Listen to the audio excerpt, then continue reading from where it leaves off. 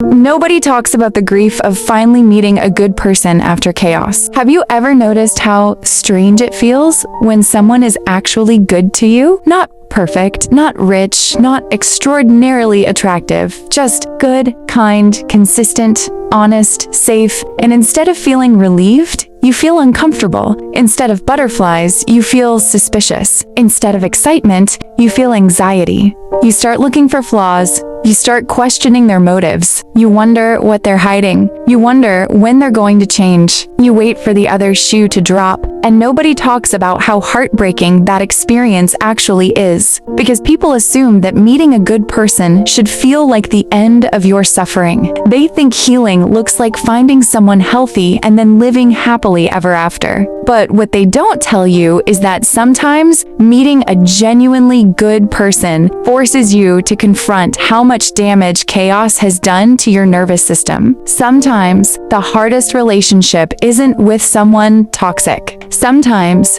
the hardest relationship is with someone who treats you well, because now you have nothing familiar to fight against. You only have yourself, and that can be terrifying. Many people spend years in relationships where love and pain become intertwined. Maybe affection was inconsistent. Maybe attention had to be earned. Maybe kindness came with conditions. Maybe every good moment was followed by disappointment. Maybe every apology was followed by the same behavior. Maybe every promise eventually became a lie. Over time, your brain adapts. It learns that love means uncertainty. It learns that connection means instability. It learns that affection is temporary. It learns that peace never lasts, and eventually, chaos becomes normal, not because you enjoy it, but because it is familiar. The human brain loves familiarity, even when familiarity hurts. Think about that. People often assume that healing means moving toward what is healthy, but in reality, we often move toward what is familiar, and those are not always the same thing. That's why some people leave healthy relationships and return to toxic ones, not because they are weak,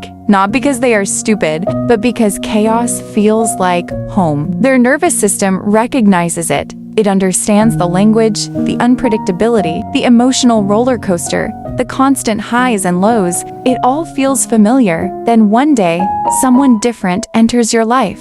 Someone who texts back, someone who keeps their word, someone who doesn't play games, someone who doesn't disappear for days, someone who doesn't make you question your worth, someone who communicates, someone who apologizes when they're wrong, someone who actually cares, and suddenly you feel uncomfortable. Not because they're doing something wrong, but because they're doing everything right. Your mind starts searching for danger. Surely this can't be real. Surely they're pretending. Surely they want something. Surely they're going to leave. Surely they're going to hurt me. Surely they're going to become someone else. You begin investigating them for crimes they haven't committed. You become suspicious of kindness. You question sincerity. You doubt affection. Not because they're untrustworthy, but because trust itself feels unfamiliar. And unfamiliarity can feel dangerous. That is one of the cruelest consequences of emotional wounds. The thing you've always wanted finally arrives. And instead of embracing it, part of you wants to run. Have you ever caught yourself creating problems where none existed? Maybe someone didn't respond for a few hours. Immediately, your mind creates a story. They're losing interest, they're talking to someone else, they're pulling away, something is wrong. Hours later, they respond completely normally. Nothing happened. The threat existed only inside your mind, but the anxiety felt real.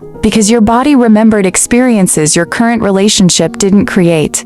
Your body was responding to old pain. That's another thing nobody talks about. Healing is not just intellectual. You can know someone is good, you can understand they care, you can recognize they're different, and still feel afraid. Because trauma doesn't live only in thoughts. It lives in the body. It lives in muscle memory. It lives in patterns. It lives in survival mechanisms. Your nervous system isn't asking, is this person healthy? It's asking, is this familiar? And sometimes the answer creates conflict. The healthiest person you've ever met may feel unfamiliar, while the most toxic person you've ever met feels strangely comfortable. That realization is painful because it forces us to understand that attraction isn't always evidence of compatibility. Sometimes attraction is simply recognition. You recognize a familiar wound, a familiar familiar pattern, a familiar dynamic, and you mistake it for chemistry. Meanwhile, genuine kindness feels boring, not because it is boring, but because your nervous system is addicted to emotional survival. It has been trained to expect crises. When crisis disappears,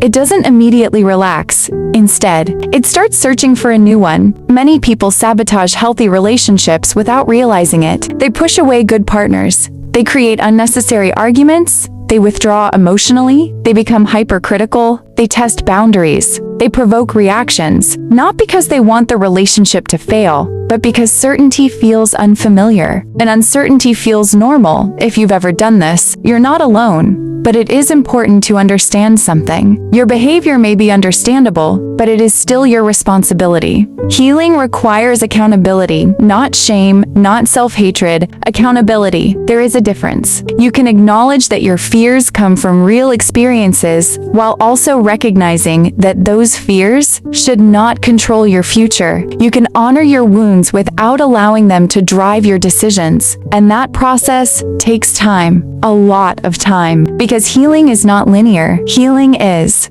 messy. Healing is contradictory. One day you feel secure. The next day you're spiraling. One week you're confident. The next week you're questioning everything. 1 month you feel free. The next month old fears return. And suddenly, you wonder if you've made any progress at all. But progress isn't the absence of setbacks. Progress is responding differently when setbacks happen. Years ago, anxiety may have controlled your actions. Now you notice it. Years ago, fear may have made decisions for you. Now you question it. Years ago, you may have run away. Now you stay and communicate. That is growth, even when it doesn't feel like growth. One of the most unexpected parts of healing is grief. Yes, grief. Because when you finally meet a good person, you don't just experience hope, you also experience loss. You grieve the years spent accepting less. You grieve the version of yourself that believed chaos was love. You grieve the opportunities missed. You grieve the pain you normalized. You grieve the standards you lowered. You grieve the time you can never get back. And sometimes, that grief hits harder than expected. You look at this healthy relationship and realize how little you were asking for before. You realize that basic respect should never have felt extraordinary.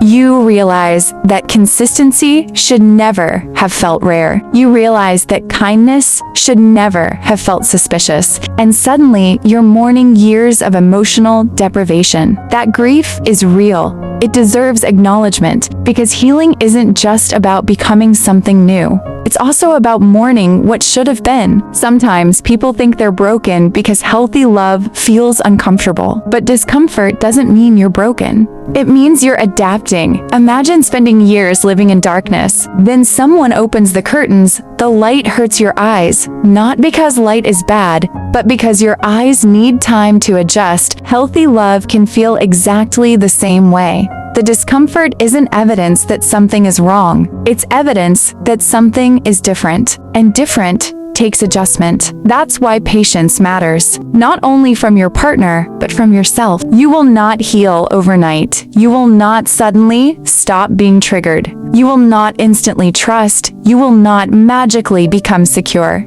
And that's okay. Healing isn't about becoming fearless. It's about learning not to let fear make every decision. It's about recognizing when your past is speaking louder than your present. It's about pausing before reacting. It's about asking yourself, is this happening now? Or is this something I survived before? That question can change everything, because often what we're feeling isn't current danger. It's historical pain, pain that never received closure, pain that never felt safe enough to leave, pain that followed us into new relationships. The good news is that awareness changes things. You cannot heal what you refuse to see. But once you see the pattern, you gain power. You begin separating the past from the present. You begin recognizing fear without obeying it. You begin trusting evidence instead of assumptions. You begin allowing people to be who they are instead of who your wounds expect them to become. And slowly, something remarkable happens. Safety stops feeling boring.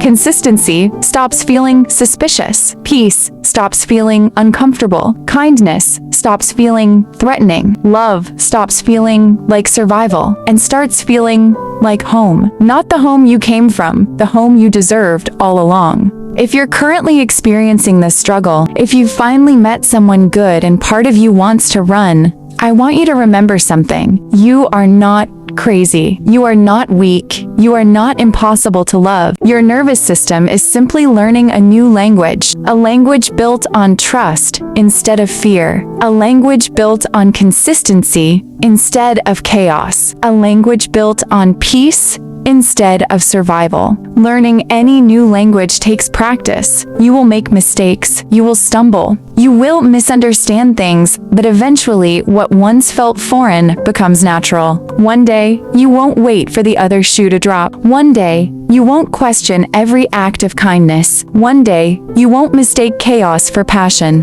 One day, you won't feel threatened by peace. And when that day comes, you'll realize something powerful. The goal was never to find someone perfect. The goal was to become healthy enough to receive the love that was already in front of you. Because sometimes the greatest act of healing is not learning how to love someone else. It's learning how to stop running from the people who genuinely love you. And that journey is not linear. It is not pretty. It is not easy, but it is worth it every single step. Because on the other side of that journey is the version of you that no longer mistakes chaos for love. And that version of you is finally free. If this helped you understand the pattern, follow Soft Power Psychology for more clarity, not confusion in love. And don't forget to like, comment, share, and subscribe, and turn on notifications so you don't miss the next breakdown. Soft Power Psychology, where emotional patterns become power, pain becomes wisdom, and silence becomes self-respect.